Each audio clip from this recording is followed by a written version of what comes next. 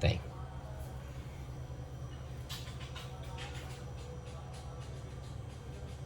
Queria começar pelo começo. Com que idade que começa? Qual era a 11? Não lembro. Ah, não sei. Foda-se. A gente vai começar. Não vou.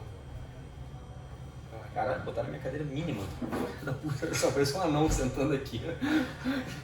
Mas Porra, Carol, sacanagem. queria contar não, né? Porra. Tá Pronto. parecendo aquelas mombas lá atrás? Não, né? A O 11, quê? Não. Tá a 11 eu acho que era... A Carol tá aparecendo ali no fundo por aquela Tem uma câmera, mas pélvica, tá foda-se. aí? Não, tem. Não, pode ficar aí, Carol. Que eu Carol, pode ficar lá. Não tem problema não. Não vai, eu vou ficar na sua frente. Tá aí? Não. Faz ali, fica ali. Bota aqui. Você não ficar Mas eu desconfortável, eu não quero que você fique da desconfortável. idade. Você Mas pode qual mandar idade? pra mim? Que idade de quê? Eu já botei no grupo. Ah, tu quer? Tá. Eu quero que você me mande por airdrop, se você puder. Ah, mas aí podia ser primeiro, né? Essa da qual é a idade. Eu acho que não vou. Acho que a gente não pode ficar demorando muito tempo, não. Tá aberto o teu? Tá. Acho que Pode tá. ir, Carol. Repete. Show. Aceito. Numbers.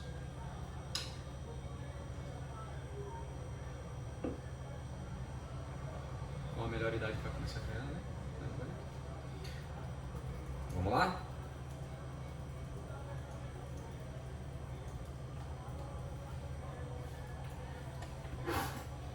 Little Carol, posso te pedir um favor? Você dá uma olhada ali nas câmeras pra ver se ficou certinho na angulação agora, estamos nós três? Obrigado. Se você quiser pedir uma pizza pra gente também. A gente não vai seguir. Não, isso aqui é só a apresentação do início, né? Boa? Tá gravando não, né? Já, tá gravando tudo, não tem problema não. Depois a gente corta e edita. A gente bota aquele preto e branco e fica... Boa? E essa aí? Ou seja, tudo que tava maravilhoso, ela tá mexendo. Uhum. Não, agora tá Talvez não perfeitamente esteja igual. tão- Estava tão maravilhoso quando a Confio gente no Léo, pensava. Oi. Gravando. Primeiro a gente faz a apresentação, né? É. Posso começar então? Aí tu vai no flow? É, a apresentação de nome. Show. Nada... Bom, primeiro falar o seguinte, boa noite, tudo bem? Mudamos um pouquinho o formato, hoje vai ser um dia de bate-papo, tá? Posso falar para essa câmera, para aquela câmera, posso falar para a câmera que eu quiser. Hoje vai ser um ritmo de bate-papo, a gente vai tirar algumas dúvidas sobre treinamento. Agora tem tanta câmera que eu não sei para qual câmera eu olho. Mas é assim, enfim. Eu, prazer, Léo Almeida, tô falando para as 3 câmeras agora, tudo bom? Especialista em treinamento, isso. Do meu lado, Me chamo Renata Azevedo, personal trainer e... Bárbara, sou médica, mas hoje estou como leiga para poder tirar dúvidas de todos vocês. Sim, sim. Vai falar sim, vai falar. Então bora lá, né, galera? Bora, só lembrando, segue lá no Instagram, curte, manda pro Periquito Passarinho, vovó, titia, dá lá o seu like, manda se inscrever, dá aquela ajuda e vambora. O Babi vai começar com as perguntas, bora lá. Vamos começar pelo começo. E hoje é para ser um bate-papo mesmo, sem palavras difíceis, bem descontraído. Falando sobre musculação, com que idade começar? É verdade que criança só pode fazer natação para melhorar o pulmão, vai atrapalhar o crescimento, fazer musculação, com que idade começar? então, lembrando que eu não sou especialista em crianças, mas de alguma forma ou de outra a gente acaba tendo que estudar até para atender alguns clientes. Vamos lá. Existem estudos de 6 anos em diante, mas na verdade eu acho que o que é principal é quando a criança tem a capacidade funcional de executar uma tarefa sob ordem de algum terceiro, por exemplo, se eu consigo explicar para uma criança como ela vai conseguir agachar, é super seguro que ela treine musculação sim. Qual é a grande diferença da história? É muito menos lesivo você levar uma criança para uma atividade supervisionada como treinamento de força do que você colocar uma criança no futebol, mas não é essa a nossa cultura. A nossa cultura vamos botar a criança para futebol, basquete, judô, jiu-jitsu, qualquer outra coisa que tenha um combate ou um impacto ou qualquer outra coisa assim. Então assim, ao meu ver, a criança tem que ter um aprendizado motor dentro do esporte sim, tem que ser, é super importante para ela, para o crescimento psicomotor dela, mas em algum momento esse esporte vai depender de uma força específica que pode ser feita através de treinamento de força, bem supervisionado. Tá? Então, já temos estudos de 6 anos em diante. Eu nunca peguei uma criança menos de 12 anos, mas quando eu tive que estudar foi de 12 anos para cima. Com relação ao crescimento que você tinha dito, é muito mais fácil um trauma reduzir essa possibilidade de crescimento, ou seja, colar a placa epifisiária por algum tipo de trauma ou de impacto, do que uma atividade supervisionada como a musculação, dentro dos limites do que eu estudei. 1 a 0? 1 a 0. 1 a 0. Vamos lá. Só complementando.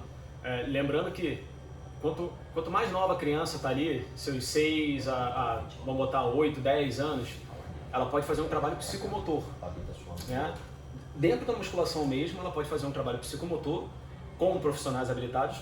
Eu não sou, tá? Eu não trabalho com criança. Para desenvolver o quê? A maturidade, para que a criança possa estar na musculação, para que ela entenda o que é aquele espaço, como se comportar naquele espaço. Né? Obviamente, ela não vai ser inserida numa musculação onde adultos estão em pesos livres e tudo mais, provavelmente vai ser um espaço menor, reduzido, né? Um trabalho resistido de forma diferente, mas ela vai continuar fazendo um trabalho de alguma forma, de força. Né? Não especificamente como a grande maioria das pessoas devem pensar, toma ali carga e vambora. Não, não é. É tudo devagarzinho, né? Então... É importante a gente tirar, né, esses certos Estigmas, mitos de né? que a criança só pode fazer, e até idoso também, idoso só pode fazer natação, não pode fazer mais musculação, porque natação não vai ter impacto. Mas... Hibro, né? Hibro. Exatamente. Bota na hibro. Eu já fiz algumas aulas de hibro, que eu vou te falar. Eu não sei se o professor ficou animado porque eu estava na aula, mas o negócio foi bem complicado de se fazer. Porque as pessoas encaram o impacto como aquele... Algo ruim. um trauma contra uma superfície sólida. E na água, quando você está na água, você não tem impacto, mas tem, né?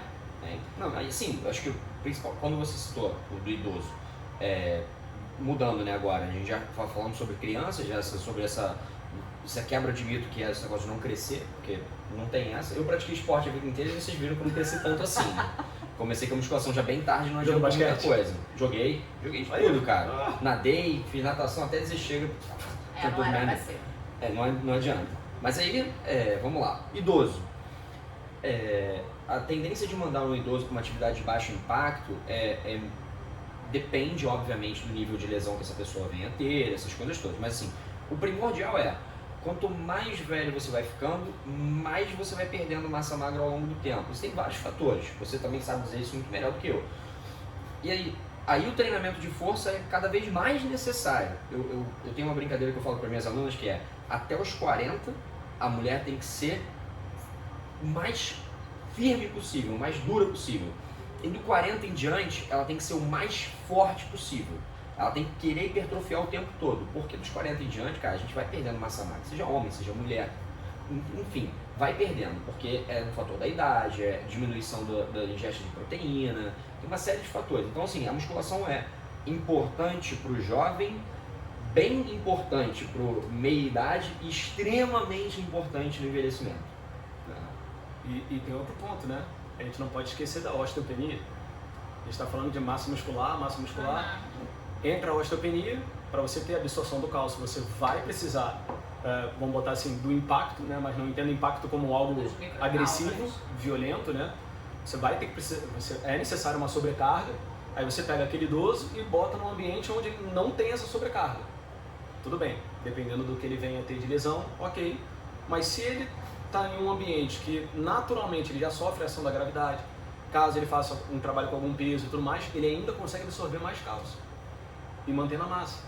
Então assim, será que só isso é a solução?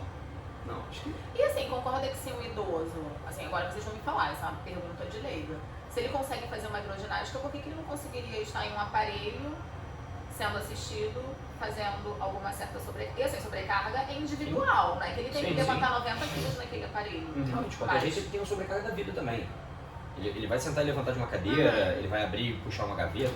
Cara, eu acho, Babi, sinceramente, que o médico que prescreve esse tipo de coisa, primeiro, pensando que um médico competente que sabe o que está fazendo, né? Porque incompetência existe em qualquer área. Todas as áreas é inerente do ser humano. Então, vamos lá, pensando que o cara é um cara competente, estudioso, que ele sabe o que quer. Primeiro, existe um certo receio com relação ao que vai ser feito na sala de musculação. do individual que está prescrevendo, né? Do mesmo jeito que eu entrego meus alunos para um outro professor e eu já tenho alguma noção do que ele vai fazer, eu já entrego com uma planta, um médico, por estar tão distante da sala de musculação, é muito mais difícil, cara. Aí eu entendo o lado dele, de alguma forma ou de outra, né? Ele tá prezando pela saúde do paciente, porque se o paciente chegar lá na sala do cara, meu joelho começou a doer muito, não tô conseguindo andar. Entendeu? O cara perder funcionalidade por uma sequência de falta de informação entre o médico, entre o professor de educação física, o professor de educação física muitas vezes querendo correr um pouquinho mais, que sabe que aquele cara tem a capacidade, mas não dá, porque ele não tem o lastro de treinamento que deveria ter vindo já de 1800 antigamente. Então assim, existe uma preocupação do médico, como era aquela preocupação do não pode agachar. Você não pode agachar, você está com dor no joelho, você não pode agachar. Essa preocupação, eu achava, cara, todo mundo fala, isso é um absurdo. O cara não, é super compreensível do cara. O cara não sabe o que é feito na sala de musculação. Ele acha que tu vai meter barra nas costas e vai agachar. E muitas vezes era feito assim. Então assim, o fato dessa galera reticente com relação ao treinamento de força, a culpa é nossa, professor de educação física, que fez cagada lá atrás. Tudo bem que agora está se desenvolvendo, existe uma série de coisas que a gente vai fazendo. E assim, até a classe médica que fala, não, vai pra academia e tal. Então tudo vai evoluindo como um todo, né? Pra mim, hoje, o cara que prescreve para um indivíduo, para um idoso com uma sarcopenia ou com uma osteopenia, prescreve uma atividade na água, ele está prescrevendo essa atividade como complementar. Ele tem que entender que aquilo é um complemento. E que vai ser importante sim para a capacidade cardiorrespiratória do cara, que não pode ficar gerando outros tipos de impacto ao longo do tempo, mas que o primordial para ele é o treinamento de força. De novo, minha opinião. Tá? Eu acho que é isso, eu acho que é questão de estratégia mesmo, do próprio profissional que orienta, ou do profissional médico, ou do profissional que está no salão, né? Cara, tudo vai depender. Quem é a pessoa, como está. Muitas vezes ela não vai para o salão porque ela sente dor e aí, às vezes na água aquecida ali ela já não sente aquela dor, aquele cômodo, então ela tem algum benefício de estar ali realmente. Então assim, não digo que não sou contra o trabalho feito na água, mas também fazer só ele ou indicar só ele, limitando a pessoa aquilo, né? Eu acho que qualquer trabalho ou qualquer prescrição que você limita qualquer pessoa a fazer o que ela possa gostar. Porque muitas vezes ela não experimentou, mas ela pode achar aquilo divertido, passar a gostar, ganhar um prazer ali, e que mal vai fazer? Acho que não vejo nenhum, concordo com ela, acho que é mais esse ponto mesmo.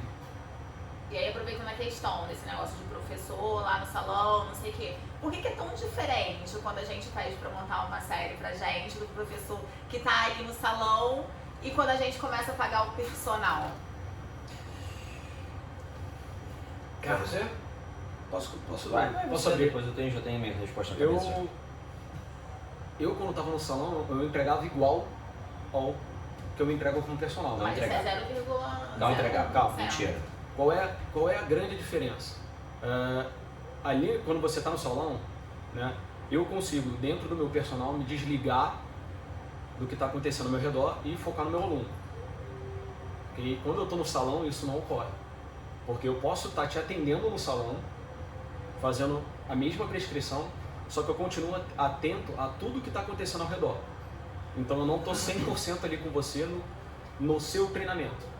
Questão de prescrição é igual. Agora a questão de atenção, de controlar as variáveis e tudo mais, eu já acho totalmente diferente. Então vamos fazer igual, cara. Ela falou prescrição. Você falou prescrição. Não, você falou prescrição. Olha só, vamos lá. Ela falou prescrição. Tudo bem. Vamos Não, assim, eu volta quero aí, saber, volta aí, eu quero vamos olhar. saber se entre Prescrição. vocês, assim, vocês já trabalharam em salão, trabalham como personal também, se rola aquele negócio já no salão, eu vou fazer uma série só pra dar aquele teaser, só pra, esse carinha pode ser legal, acho que eu vou pagar ele, mas não vou colocar uma série tão boa pra essa pessoa me pagar o personal. Tá. Entendeu? Entendi, claro que entendi. Aí já mudou, aí mudou.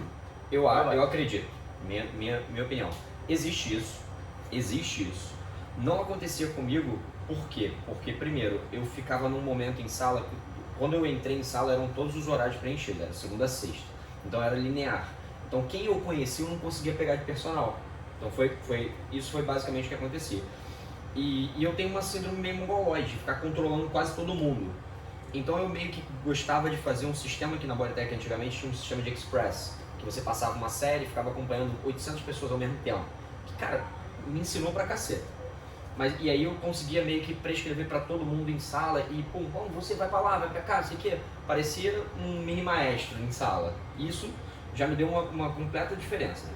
Agora, isso pensando em atendimento. O atendimento pra mim é completamente diferente, né? Primeiro que eu tô diretamente com uma pessoa e quando eu tô com 80 pessoas diferentes, já muda completamente. Agora, com relação à prescrição especificamente, cara, é completamente diferente de sala.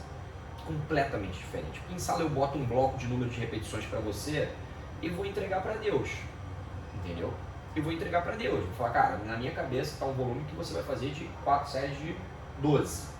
E, cara, você treina personal comigo, amigo. Você nunca faz 4 séries de 12. Não tem essa. Porque aí com personal eu trabalho com repetições de reserva. Vamos lá, vamos explicar direitinho. Repetições de reserva, o que é? Eu seleciono uma carga específica para o indivíduo fazer 10 repetições. E aí, ele vai fazer 10 repetições máximas. No caso, só vai aguentar fazer 10. O cara vai fazer, na nona, ele conseguiria fazer a 10ª, para. Aí vai parar e aí ele vai ter uma repetição de reserva, ou seja, uma repetição faltando para ele chegar à falha. E quando eu estou no personal, é muito mais fácil eu identificar isso. Eu seleciono uma faixa de repetições, que a pessoa vai poder oscilar lá de 7 a 11, coloco a carga. Se no primeiro você executou 10 e eu senti que você ia travar na 11ª, eu mantenho a carga, peço para que na próxima você faça 9, ou talvez você consiga chegar a 10, e aí o nível de prescrição muda, porque, pô, mulher aguenta muito mais rápido voltar, mesmo que você discuta comigo que 40 segundos não é intervalo. A mulher aguenta muito mais fácil voltar do que o homem, e aí tem as peculiaridades, coisas que a gente não consegue fazer em sala. É impossível. E o 3 de 12 vai funcionar para todo mundo? Isso pensando ali naquela prescrição só que a gente geralmente vê, 4 de 12, 3 de 12, não sei o quê.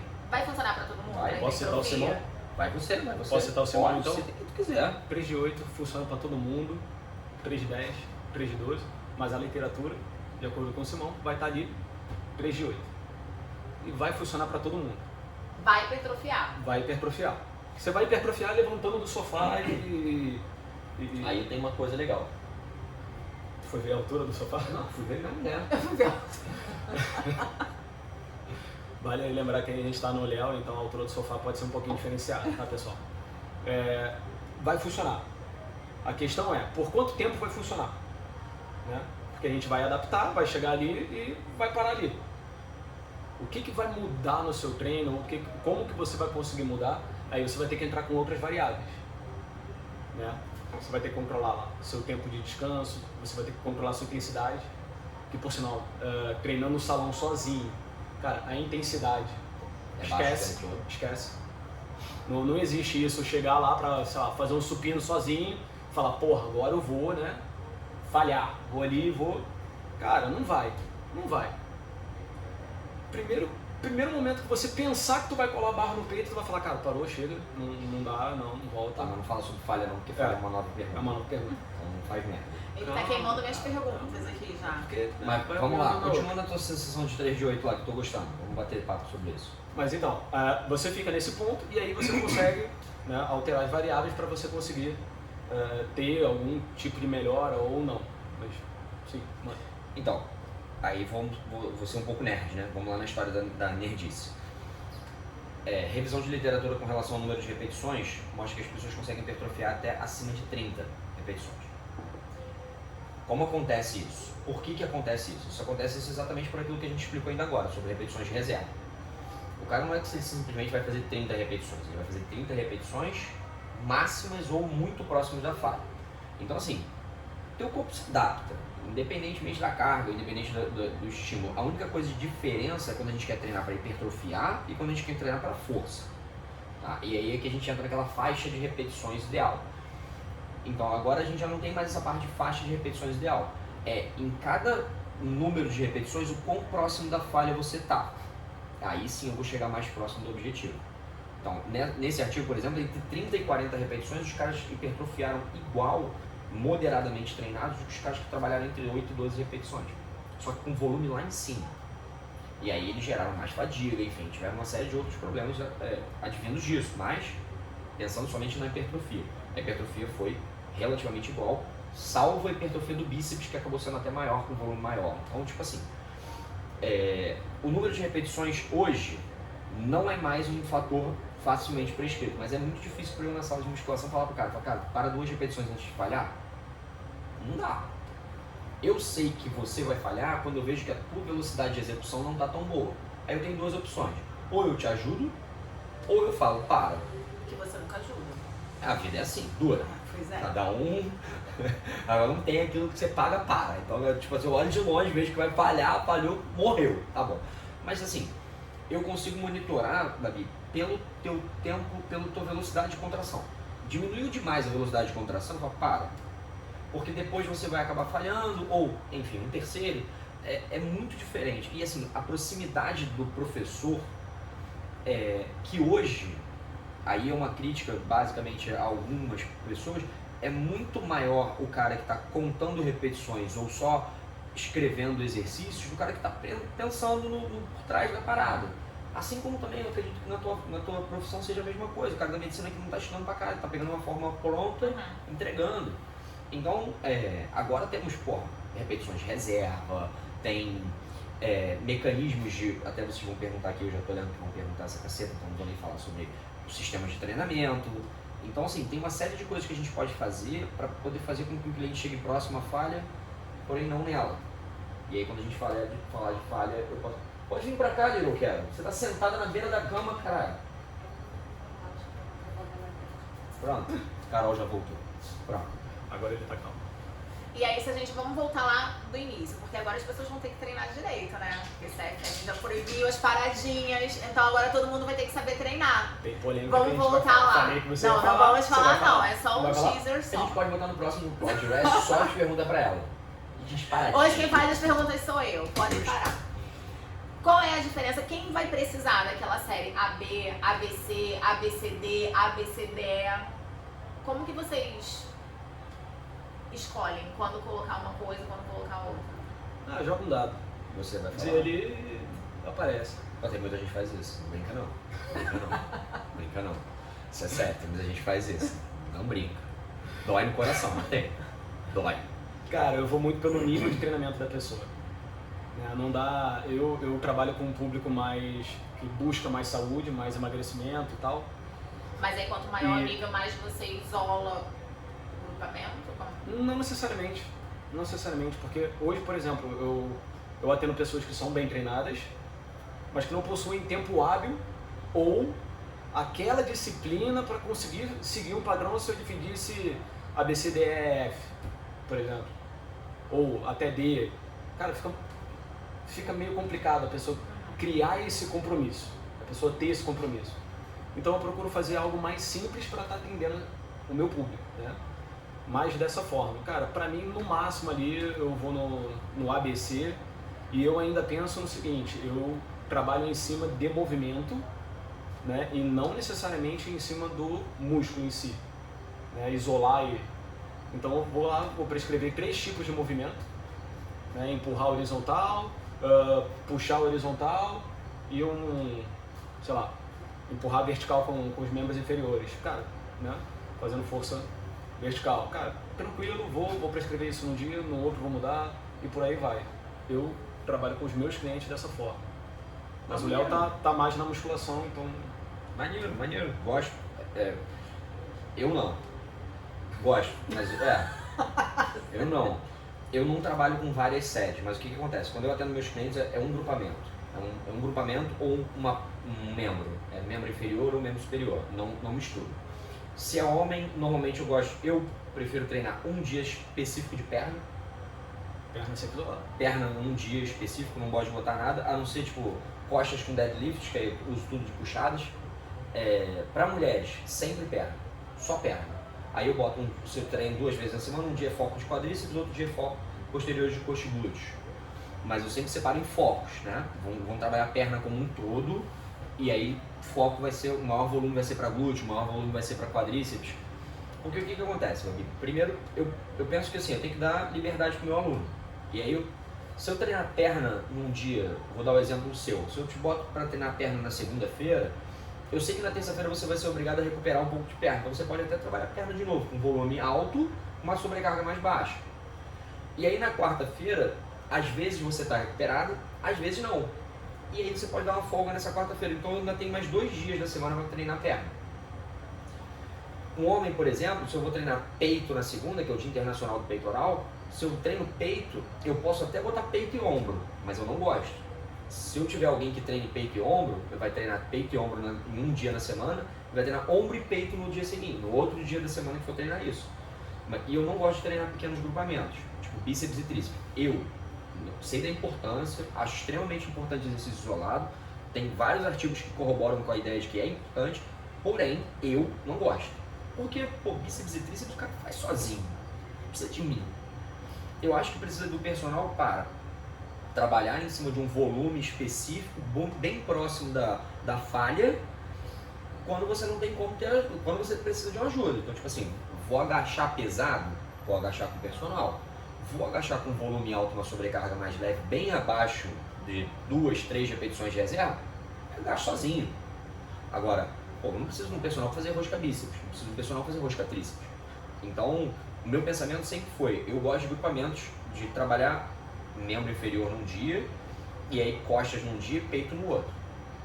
Assim, dividindo para homens e mulheres, né? E aí eu volto para perna de novo, aí vem ombro e peito, costas no outro dia. É o que eu prefiro. Trabalhando 6 vezes na semana. E aí, se a gente for falar em shape, não tô falando em saúde. Saúde é um negócio, a gente tá falando em conseguir um shape bem legal. 2 vezes na semana. Pensando em mulher primeiro. Ok? Dá? É possível? Então, Carol perguntou. 2 vezes na semana, no caso, musculação, mas a pessoa faz ali um cardiozinho nos outros dias e tal. Faz outras atividades. Mas pra conseguir treinamento uma de força só 2 hipertrofia vezes. legal. Musculação Só 2 2 vezes. vezes. Dá? Fala. Cara, eu não vejo problema. Porém, a gente está no Rio de Janeiro. Né? Cobrança é alta. Não tem paradinhas. Não tem paradinhas. CFM, cancelado. Não tem paradinhas, acabou a mágica. Não tem creatinolona, não pode tomar Sim, creatinolona, pode. não pode tomar Pode. creatinolona. Não pode, 0 creatinolona. Então, depende do nível que a pessoa quer chegar. Eu acho que vai chegar um determinado ponto que a pessoa vai parar. Aí ela vai pedir mais um dia. Né? Pensando como Léo, eu vou treinar a perna ali, eu tenho 2 dias, vou treinar a perna por completo. Cara, ou você vai espaçar bastante, porque um dia ali, vamos botar que você faça terça e quinta, né? Ou que você tenha disponível terça e quinta. Você deixar só esse gap de quarta-feira ali, cara, se você treinar bem na terça, na quinta tu não vai estar bem para fazer de novo não. Então você vai ter que programar a tua agenda aí para pelo menos, sei lá, talvez sexta ou sábado você conseguir fazer algo de novo, né? Treinamento de força. Agora, se você quer manter um shape bom ali, tranquilo, conseguindo fazer com outras atividades, cara, eu não vejo problema não. Se você for ali, tiver ali seus 30 anos, 40 sub, acho que dá. Acima disso eu já acho difícil. Vamos lá. Vamos trazer para a literatura de novo. Volume para hipertrofia vai gerar entre 10 e 20 séries por grupamento por semana. Vamos pensar aqui. 10 a 20 séries, eu vou colocar o limite inferior. 10 séries por semana por grupamento. Então você vai lá. 10 séries de puxada, 10 séries de remada, 10 séries de supino, 10 séries de desenvolvimento, 10 séries de crucifixo inverso, 10 séries de cadeira extensora, 10 séries de cadeira flexora, 10 séries de stiff, 10 séries de deadlift, 10 séries de agachamento. 100 séries. Não dá. Não dá. Pra mim. O que acontece? Você pode ter ganhos? É lógico que pode, dependendo do nível que você tem. Perfeito. Então, assim, no início de treinamento, onde a pessoa não tem como executar outros dias, se ela é uma iniciante eu trato todo mundo que tem até 1 ano de treinamento. Todo mundo tem. Mas eu já... Iniciante. E a literatura fala 6 meses, né? Mas não tem o lastro necessário para você poder socar. Eu também acho. Não tem. E aí o que acontece? Então, assim, a pessoa não tem só tem 2 vezes na semana. Então, até 1 ano, eu acredito que 2 vezes na semana vai estar uma puta diferença. Chegou a pizza que a Carol pediu, não chegou? Obrigado, Carol. Alan? Pode pôr no elevador, tá paga já. Obrigada. Essa é a melhor parte, tá paga. Linda. Tá Tá. Porra, é sensacional. Então, vamos lá, né? 2 vezes na semana, para um indivíduo que está no primeiro ano de treinamento, para mim, super cola. Super cola e a pessoa vai ter realmente um avanço. É óbvio que respeitando todas as outras progressões do treinamento.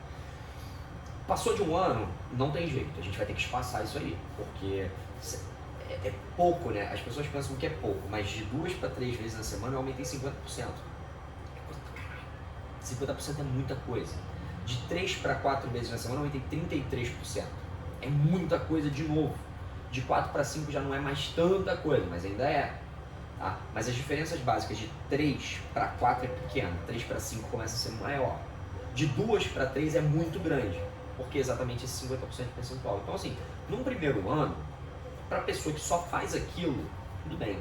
Agora, para a pessoa que já passou de um ano de treinamento, já está começando a ter algum estímulo, já está começando a já ter os resultados, um ano, 2 vezes na semana vai ficar pouco. Mulheres, como o Renatinho falou, perfeito. Mulheres que já têm uma dificuldade de ingerir a quantidade de proteína necessária, que já tem uma série de outros problemas, aí piora mais ainda, com anticoncepcionais, às vezes acabam com outras coisas. Aí vem outros pormenores que vão dificultando ainda mais. Mas, para mim, passou de um ano, o mínimo é 3 vezes na semana. E o recomendado mínimo, a dose mínima de atividade física diária, de atividade física de contra-resistência 3 vezes na semana, pelo Colégio Americano de Medicina Esportiva. Então, assim, respeitando o mínimo da semana, 3 vezes na semana. 150 minutos de atividade moderada intensa, 3 vezes na semana. Força. Tá? Então, já a pessoa já começa a avançar no nível de treinamento e consegue fazer outras coisas, aí complementa. Beleza, complementa, tudo bem. Pode passar, Leandro, quero. Ela pediu 2 pizzas. Graças a Deus. A gente pode mandar essa pra E vai colocar na nossa frente pra gente ficar sentindo o cheiro. Bota pra cá, bota, Aqui, porque aqui. senão eu vou ficar com fome. Esquece ele, não quero, que passou aqui na frente de todo mundo, tá? Eu acho que é basicamente isso. 2 vezes na semana pra mim, no início de um ano é ok, depois de um ano fica pouco. Para as meninas que fazem crossfit, quem treina ali de segunda a sexta crossfit, mas quer fazer uma musculação, porque querendo ou não dá um desenho completamente diferente. Completamente diferente. Completamente diferente. Eu tô fazendo musculação agora e o pump é muito diferente. É até gostoso de você quando você sai assim, cara, peitinho. 2 vezes na semana para complementar o trabalho do crossfit está de ótimo também, pra mim.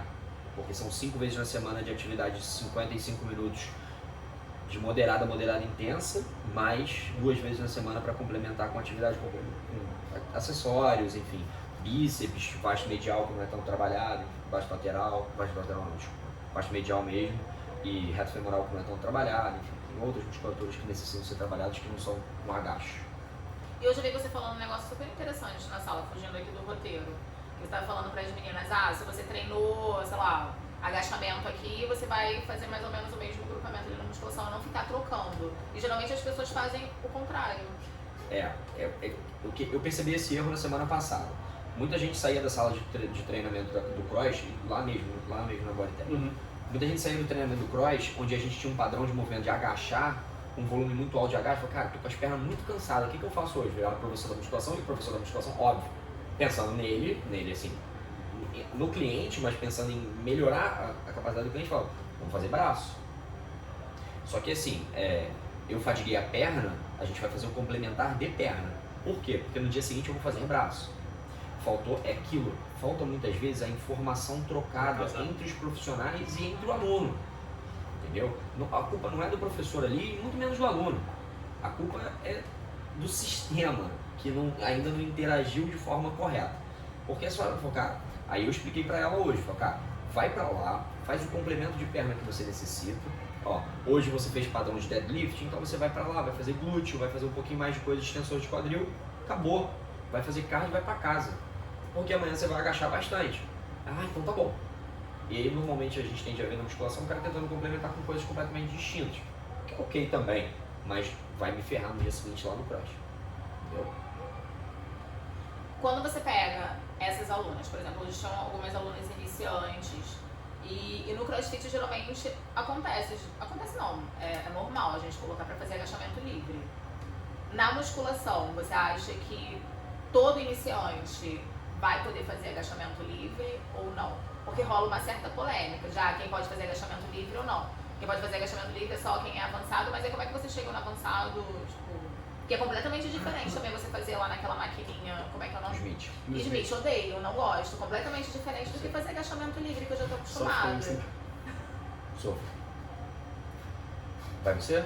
Pode ir. Pode. Vai com Deus. Então, toda aula de cross, né, ela começa com uma parte onde você faz a mobilidade, você faz o aquecimento e tal.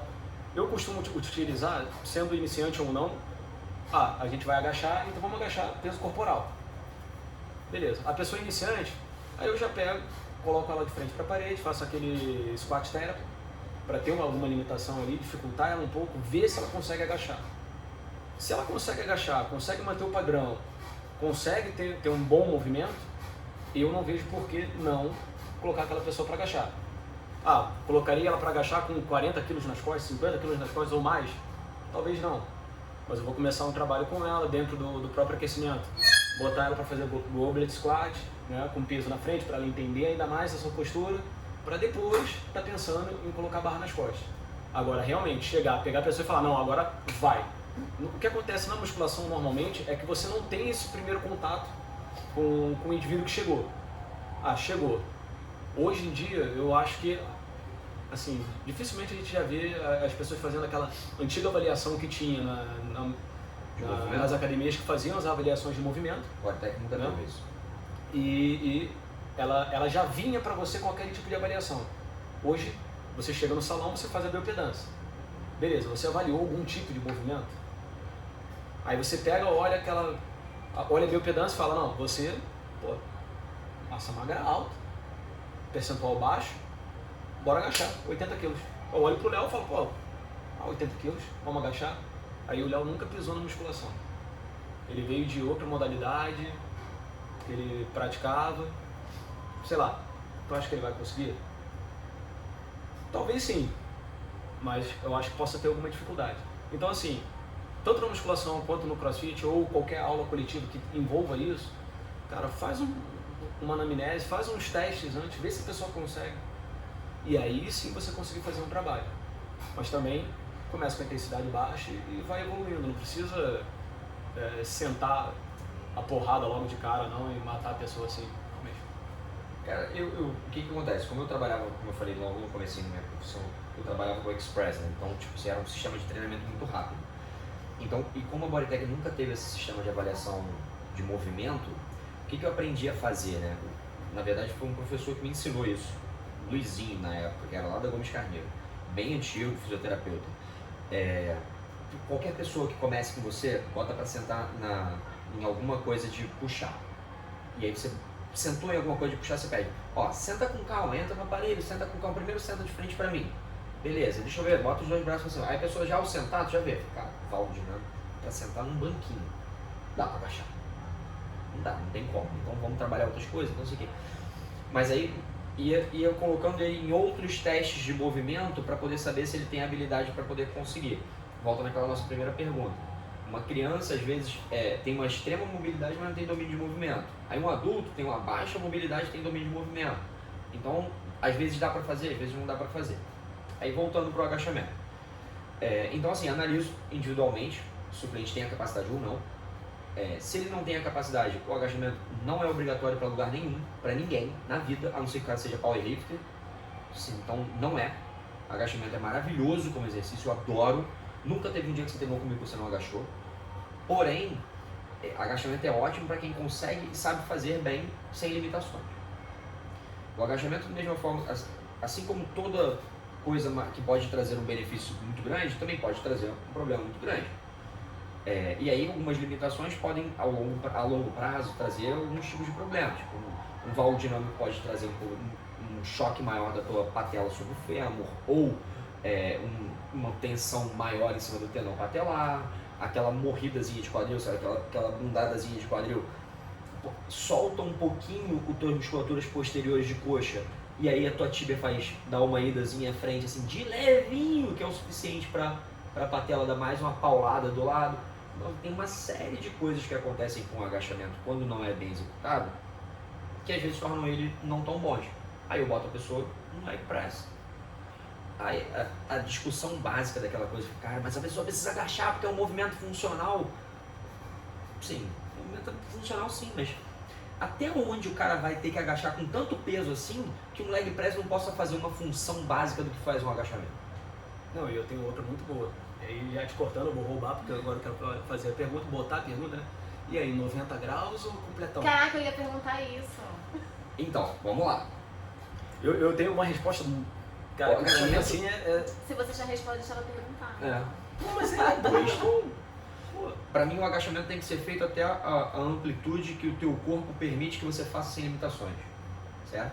Se você vai até... Primeiro, vamos clarear a parada, né? Você tá com o corpo reto, desceu até 90 graus em relação ao joelho e quadril, tá? 90 graus, tá uma merda isso que você Mas fez. foi o melhor exemplo que eu consegui. Uma merda. Pô, foi bonitão. Então, A gente se pode você colocar a Carol desceu, pra fazer atrás da gente. se você desceu até 90 graus, beleza. Manteve. Manteve 90 graus sem perder nada, sem o teu quadril entrar, sem o teu joelho balançar ou sem o teu joelho entrar, enfim. Tudo bem que muitas pessoas acabam jogando esse valgo dinâmico como um mecanismo para poder levantar carga maior. É um mecanismo, a gente não está discutindo quem está fazendo o mecanismo para poder evoluir em carga, tá? A gente está discutindo quem está fazendo para a saúde.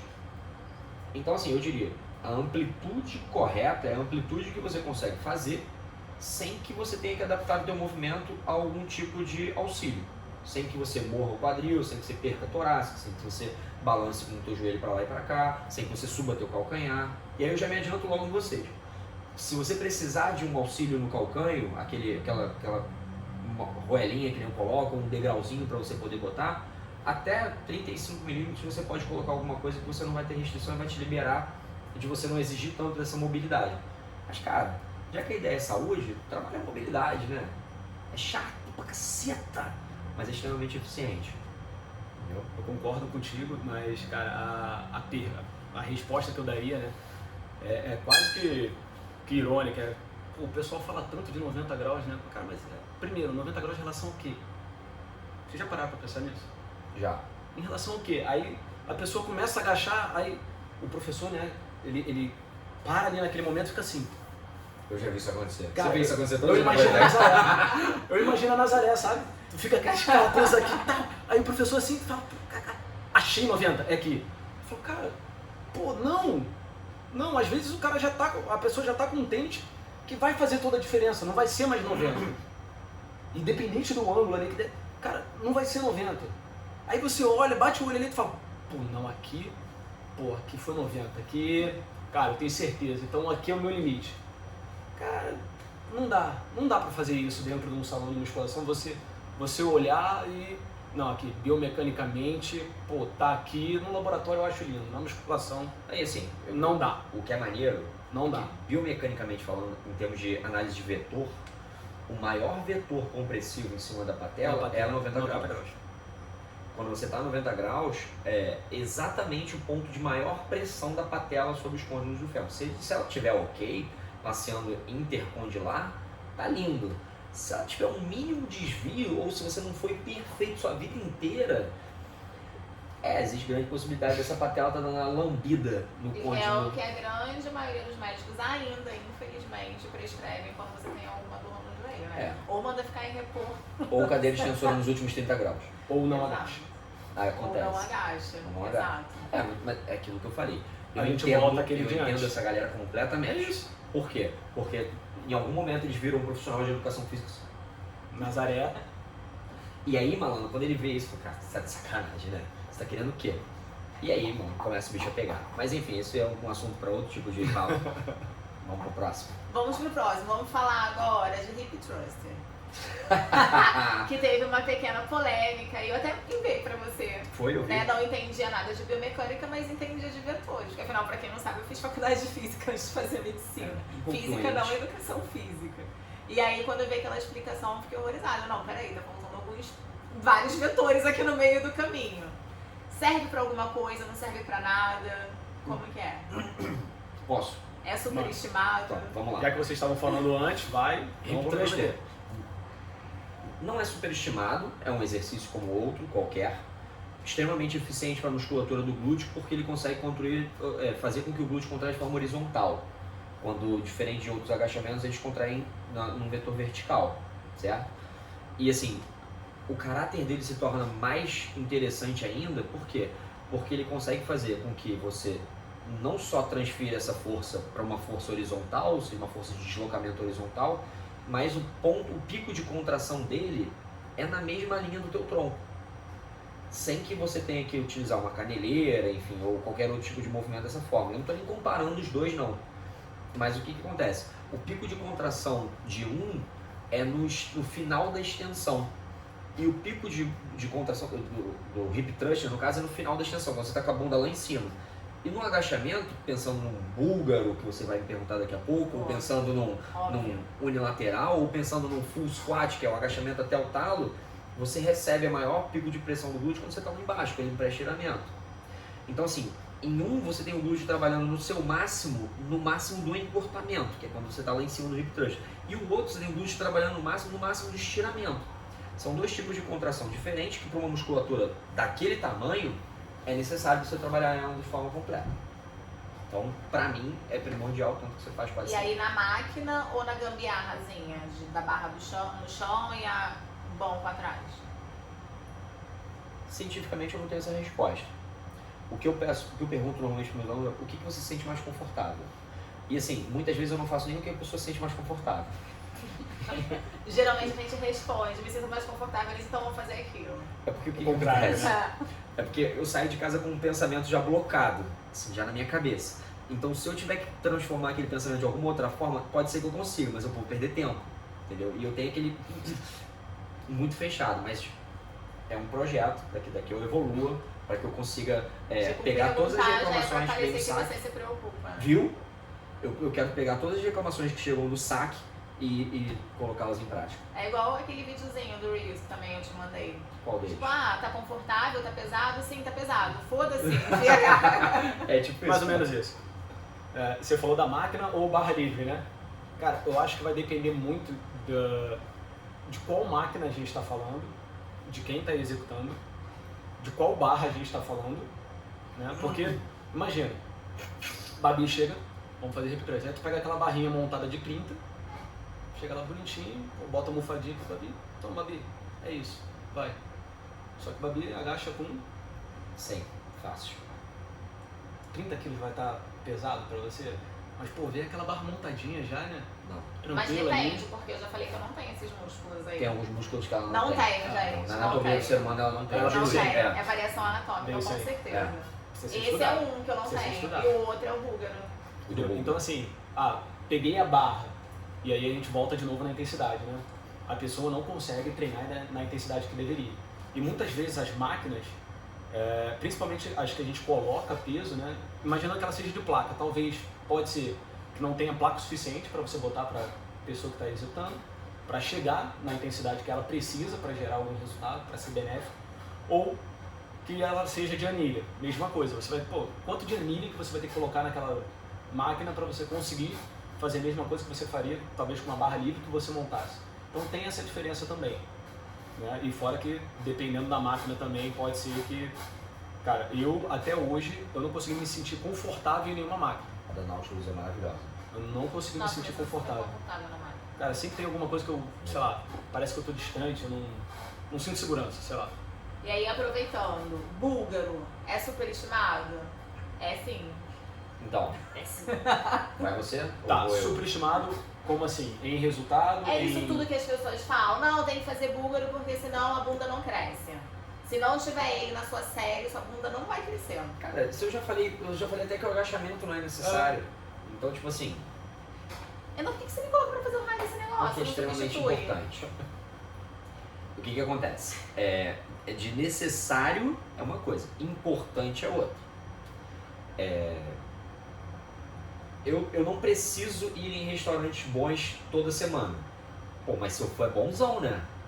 Então é meio que isso, porque assim, é muito bom. Ele O tem uma exercício como- superioridade em relação aos outros. Eu não tenho como te dar esses dados. Não tem. Não tenho como te dar esses dados. O que eu tenho como te dar esse dado é o seguinte: o recrutamento de glúteo é muito grande. É muito grande. A situação de te colocar numa situação instável faz com que o teu glúteo ative mais ainda. Aí não se sabe direito por quê. Porque apesar da instabilidade, pode ser com que essa instabilidade gere uma contração maior, mas não dá para saber se isso vai se transformar numa hipertrofia a longo prazo. Não tem como te dar esse dado. O que eu posso dizer é um exercício com função, é um agachamento unilateral. Então, eu coloco quase sempre a sobrecarga, quando é grande porque o glúteo é o motor primário do movimento. E glúteo é uma musculatura muito forte. Por mais que em algumas pessoas não achem, a minha bunda não é tão forte. É forte. O glúteo é forte por natureza. Eu não tenho. E o pouco que tem, vai ver com muita força. Então, é um músculo para execução de força, é um músculo potente, é o que vai te acelerar. Então, não adianta você trabalhar ele com uma carga muito leve, tentando executar 863 repetições. O glúteo é para ser trabalhado com uma sobrecarga muito alta. Muitas vezes eu preciso fazer um drop set no búlgaro e você me xinga, mas a vida é assim. Não tem jeito. Eu tenho que fadigar ele de outras formas. Mesmo que eu não consiga socar carga para você, porque você acaba ficando instável demais, aí eu soco com drop set, por exemplo. Pensa o seguinte, ele está envolvido na marcha, né? Ele está ali o dia inteiro rodando. Ele é extremamente capaz. Rodando. Ele precisa de uma sobrecarga muito grande. Não tem como. Tá, ou seja, não tem como abandonar o glúteo. Ok. Glória Me a Deus. convenceu. Não tem como abandonar, todo mundo tem. Você vai abandonar? Não. Por quê? Porque ele nunca... A troca... É simples. Não é? É simples. Foda-se, falou bem, tá certo, é isso. Falou bem, sou obrigado a concordar. Inclinado pra frente ou não? O Algumas búlgaro, meninas fazem inclinadinha pra frente, outras já fazem retinha. Pra ter maior Eu, quando ativação de inclino pra glúteo. frente, você fala, vai inclinar pra frente. Pra ter maior ativação de glúteo. Não Porque sei, aí vocês me respondam. então, existe a pessoa que vai se inclinar pra frente, Isso. pra pensando que eu vou pra estirar a musculatura do glúteo, e existe a pessoa que vai se inclinar pra frente pra poder tocar a caceta da halter no chão o mais rápido possível, porque vai ficar mais perto do chão. Vira um semi-stiff, vira um meio que Romanian deadlift com o stiff, com os caralho. Não, aí não. E eu tô Otimizar sentindo tempo, você otimizar falando isso com tempo. uma certa crítica, olhando pra mim. É. Inclino pra frente tá mais confortável, Então. na verdade. A ideia básica do búlgaro é que a tua tibia e fíbula estejam basicamente na mesma linha do teu Uhum. tronco. Então, se você inclinou demais, eu falo, o Babi tá inclinando demais. Aí, se você inclinou de menos, o Babi tá reta demais. Porque a ideia é que a tua tibia e fíbula no final do teu agacho estejam basicamente paralelos ao teu tronco. Se isso aqui aconteceu, a chance de dar merda é muito pequena. Se isso aqui aconteceu, a chance de... Aí tem alguns problemas envolvidos, né? Ou o teu quadril, você está fazendo isso pensando em, pô, vou pré-estirar mais o meu glúteo para poder fazer com que ele ative mais. Não tem dado científico para te dizer, mas empiricamente eu digo, pode ser que sim. Tá? Porque eu estou juntando um Romanian deadlift com um Bulgarian, estou fazendo um exercício todo novo lá, todo meu. Entendeu? Mas eu prefiro que a tua mecânica esteja perfeita, você com os dois halteres na mão, ou enfim, com a barra nas costas, do jeito que for, com um paralelo tronco, paralelo à linha de tibia e fíbula no final, né? Você pode até subir e ficar reto, mas no final do teu agacho vai ter que ser um movimento basicamente assim. E aí, falando em movimentos peculiares, todo daquela pessoa. Cadeira abdutora, em pé. Em pé não, na verdade a pessoa fica não senta no banco, né? Fica meio Semi-sentado, eu acho. apoiada. Semi-sentado. Fica semi-sentado. Tipo, não Como senta, semi-sentado? tipo, fica em pezinho, É só assim, porque inclinadinho semi-sentado pra pra frente, frente. Deixa eu E dar ainda um tem que outro- ter um inclinado pra Vou frente. dar um exemplo. Semi-sentado, sabe o que é? É mulher quando vai em banheiro público. Semi-sentado. Exatamente Não é? isso. Porra. Abdutora, Entendi, eu moleque. quero saber Então dessa tem lógica. abdutora. Então Porque tem lógica várias a pessoa fazer pessoas isso. fazem Ó. assim, dá super likes no Reels, que eu já vi as pessoas fazendo dessa forma, e tem que ser inclinado pra frente. Tem que ser inclinado. Vai você, garoto. Vai você. Vai você porque eu tenho vontade de quebrar alguma coisa quando eu vejo isso.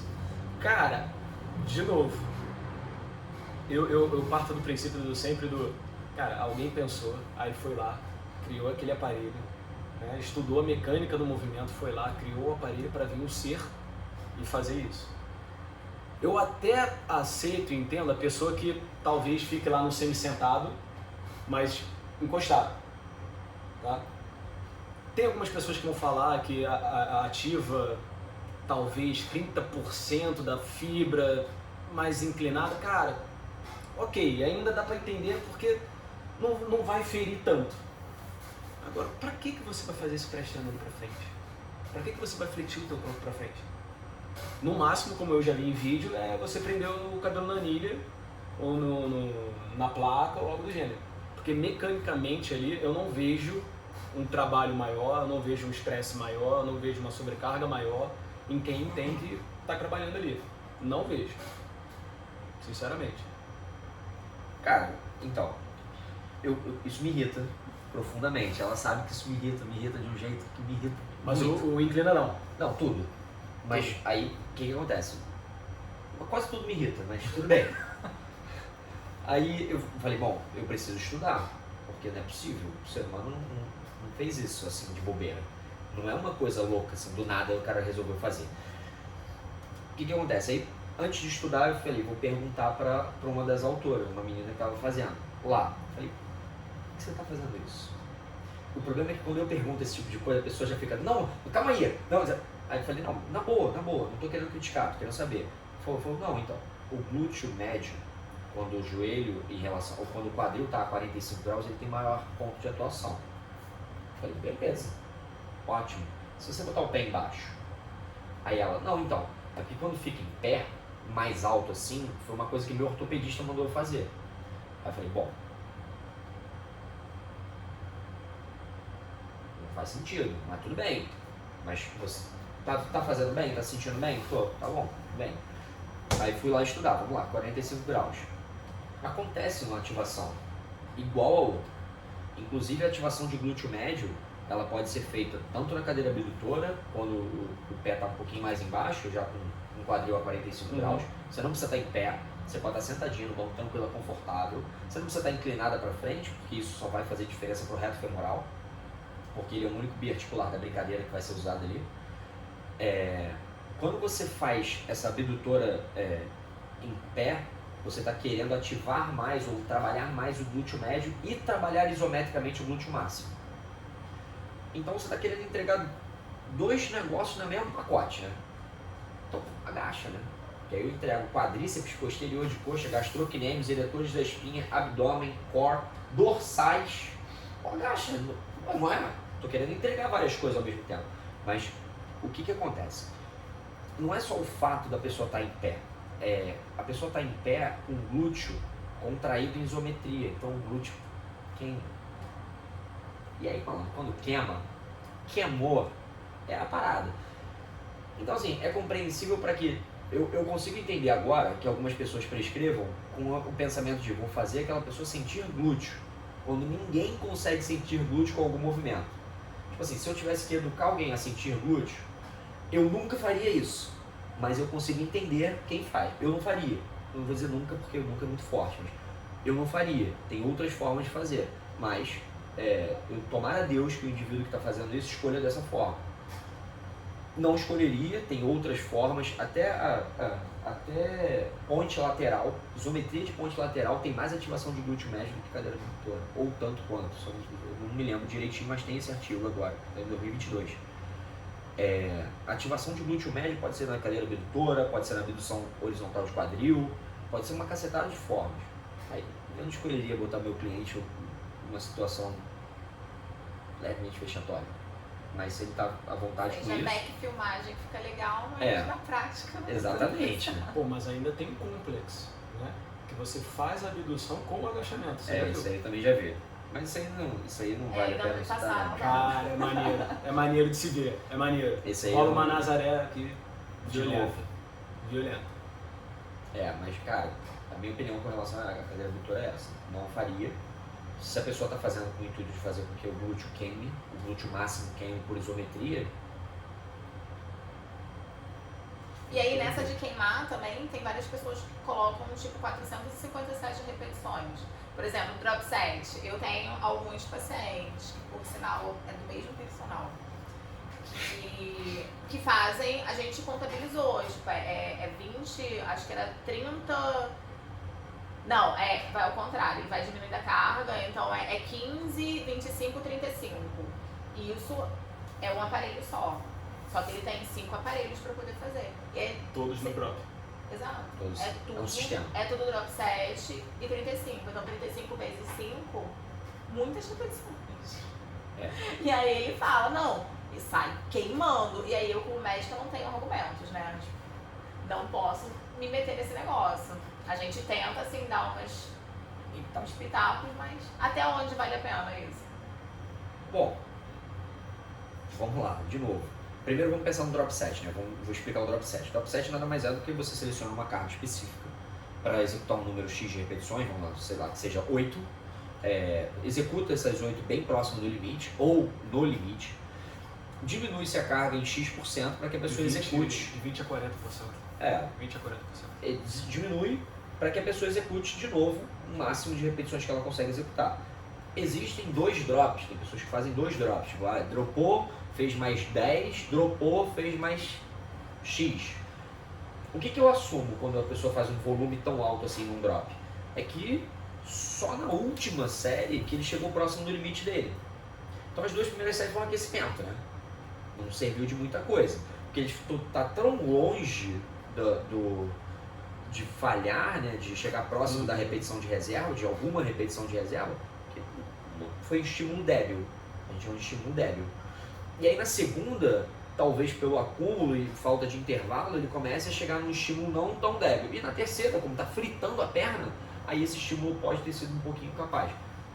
Agora, é um custo, né, que você envolve, porque o volume fica muito alto. Então, assim, para essa pessoa se recuperar, provavelmente vai demorar muito tempo. E aí? Qual é o legal disso? A pessoa não teve uma sobrecarga, um estímulo tensional tão forte, um estímulo mecano-tensional tão forte, mas teve um estímulo químico muito forte. Foi muito tempo sobre aquele nível de tensão. Não seria o que eu faria, nunca li nada na literatura sobre. Mas assim, se o cara pode hipertrofiar até 40, talvez na última série ele possa ter tido alguma coisa. E se sobrou alguma coisa dele das 2 primeiras, o cara pode ter tido alguma coisa. Não faria, acho um volume bizonho, bizarro. Se 15 mais 25 dão 40, mais 35 dão 75 repetições por aparelho.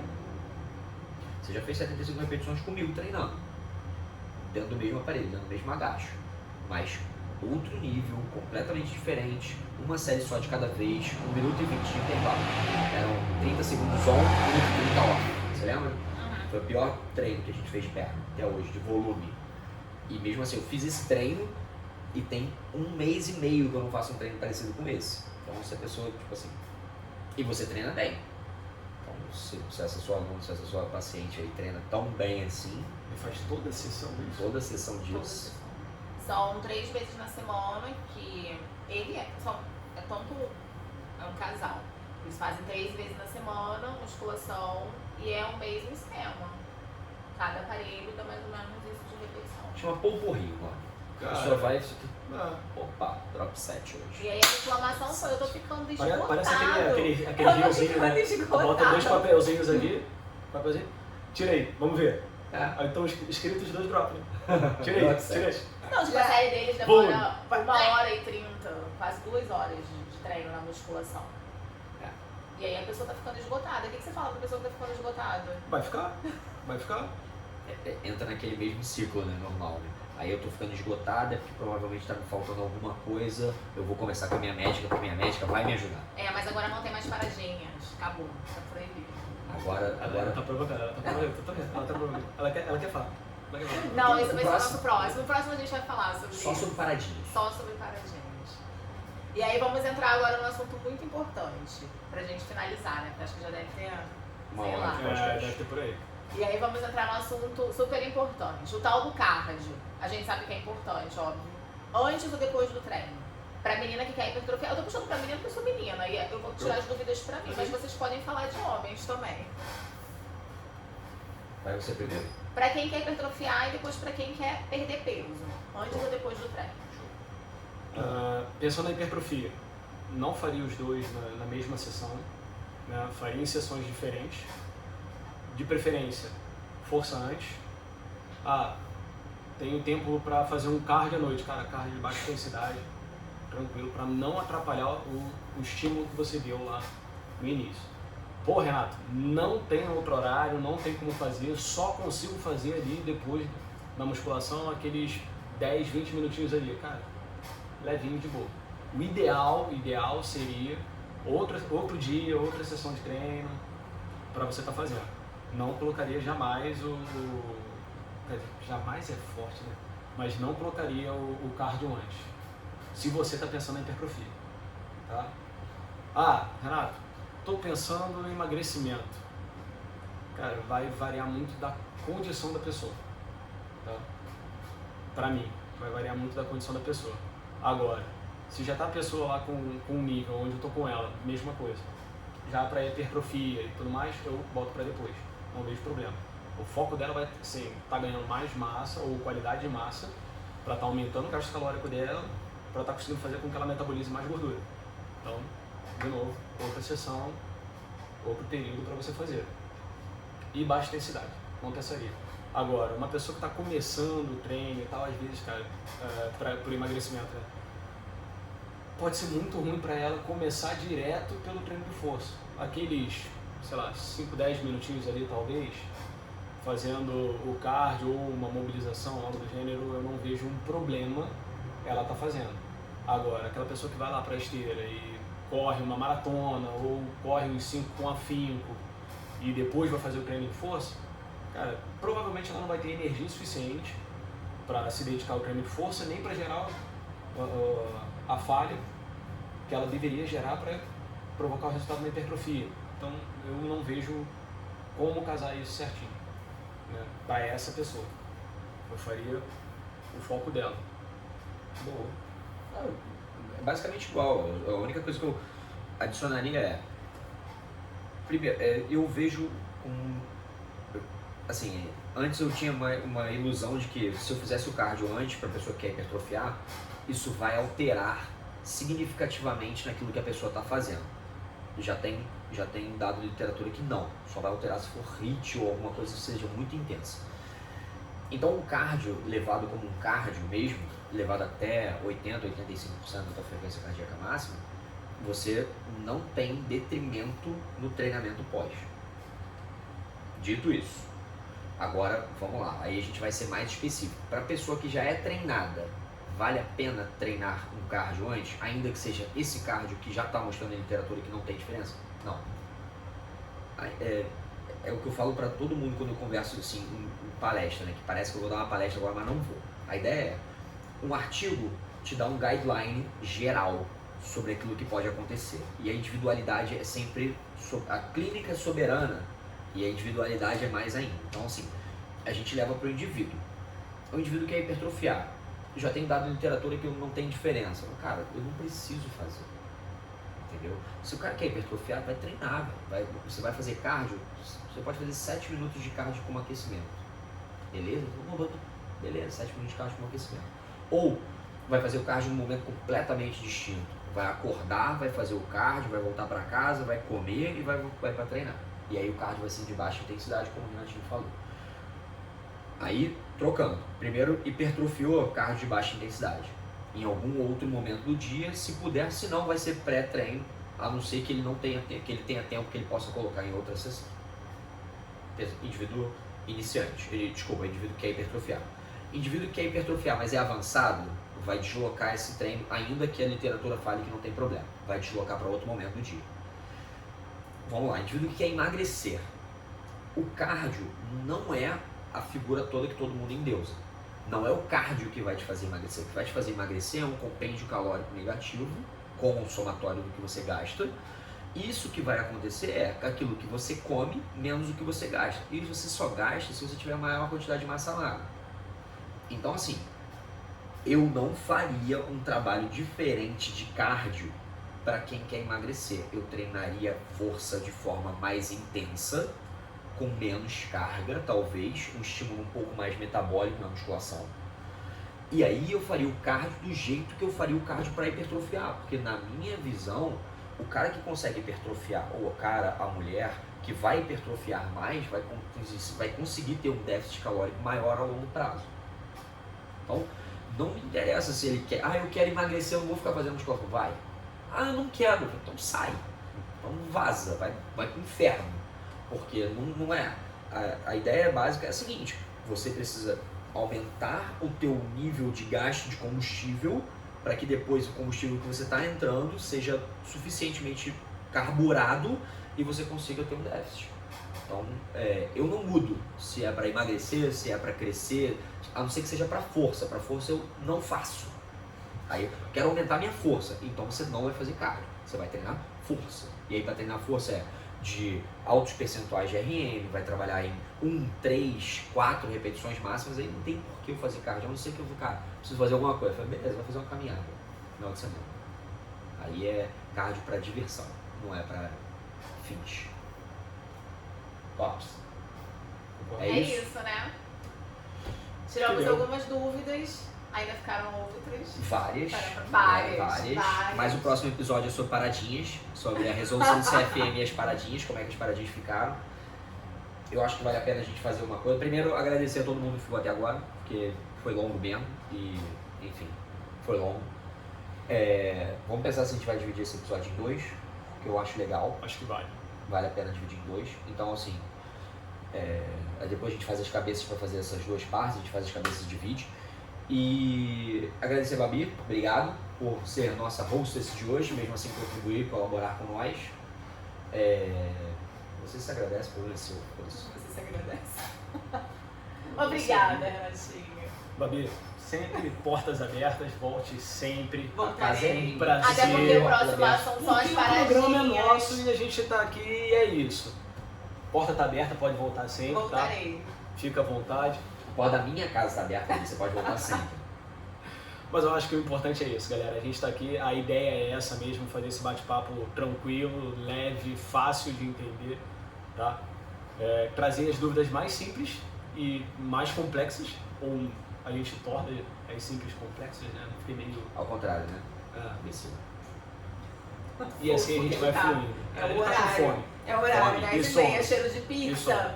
Galera, bom, não deixa de curtir, manda lá pra todo mundo, tá? Dá o seu like, se inscreve e vambora. Tem mais programa por aí, né? Eu gostei desse formato, acho que esse formato pode ser repetido. A gente fica batendo papo, a gente fala sobre os assuntos mais polêmicos, menos polêmicos. O próximo vai ser as paradinhas, e eu acho que vai ser super polêmico. Depois a gente vai batendo sobre isso. Gostei desse formato. Resenha de quinta, eu gostei do resenha Mais de quinta. leve, gostei. né? Mais suave. Na próxima a gente já pode botar pizza aqui e ir comendo. Tudo a ver Não, porque eu com não posso ficar comendo pizza. clima, assim. né? Mas Não eu posso acho que comer é- pizza. Eu porque não não também, fiquei tem de né? couve-flor, mas eu achei que iam me xingar. Pode parar? É isso. Não, é Recheio de couve-flor é sacanagem. A massa de couve-flor. Ah, massa de É uma couve-flor. É uma delícia. delícia, por que não? Você pede Eu massa acho- de couve. Eu achei que eu ia sofrer esse julgamento. Não, aí... Não, Da gente, próxima a vez eu massa peço é pra muito Não, mas gente, olha só, gostosa, pizza é de pizza, não tem couve-flor. por que fazer isso com a Tem pizza. calorias. Enfim, pessoas, muito obrigado a todos que ficaram até agora. Fiquem com Deus e até a próxima. Até. Desliga a porra toda, vamos comer aquela pizza que tá ali. Ah, eu acho que É esse desligado formato já. fica bem mais fácil da pessoa escutar tudo. Eu também acho, ficou A gente tem legal. que Eu acho descer que agora. Caralho, Acabei não de filmou nada Acabei desse de parar. celular. Ah, você acabou de parar, desculpa. Vem de parar. Caralho. Você falou para a porra toda. Oi! Eu quero ver como é que ficou o áudio. 1h13 de